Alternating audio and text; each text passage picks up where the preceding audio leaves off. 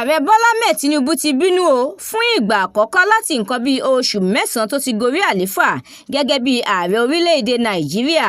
Ó ní ìgbésẹ̀ tí ẹgbẹ́ àwọn òṣìṣẹ́ igun TUC àti NSC ń gbé nípa ìwọ́de àti ìfẹ̀hónúhàn tó fi mọ́ ìyanṣẹ́lódì. Ó ní wọ́n ti fi òṣèlú bọ̀ léyìí tó ní ó kù díẹ̀ káàtó nírú àkókò tí orílẹ̀-èdè yìí wà. Ààrẹ kò ṣàìsọ̀rọ̀ síwájú sí pé ó ṣe pàtàkì fún ẹgbẹ́ àwọn òṣìṣẹ́ ọ̀hún láti símẹ̀dọ̀ kí wọ́n jẹ́ kí àlàáfíà wà nílùú torí kì í ṣe àwọn nìkan ni ẹgbẹ́ tó ń fẹ́ kí ìdàgbàsókè bá orílẹ̀-èdè yìí. Ààrẹ sọ̀rọ̀ yìí níbi ìfilọ́lẹ̀ Lagos Red Line lánàá ọjọ́ Àlàmísì. Ó tẹ̀síwájú sí pé oṣù mẹ́sàn-án ti kéré jù láti fi ṣe òdiwọ̀n ìlọsíwájú àti ìdàgbàsókè tí gbogbo ọmọ orílẹ̀-èdè yìí ń pariwo ẹ̀. Ó ní níṣe ló yẹ kí wọ́n ṣe ọ̀pọ̀lọpọ̀ sùúrù.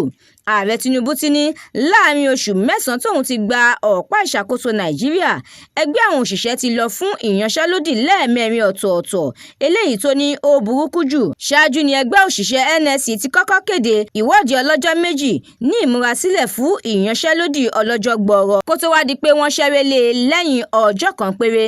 Wàyí o, ààrẹ Tinubu ti pe ẹgbẹ́ òṣìṣẹ́ nílẹ̀ yìí níjà o pé kí wọ́n lọ farabalẹ̀ kí wọ́n sì ṣe sùúrù gidigidi tàbí kí wọ́n kúkú dúró de ìṣèjọba míì lọ́dún 2027 kí wọ́n tó máa yanṣẹ́lódì torí òun kò ní fi ààyè gbà á mọ́ rárá.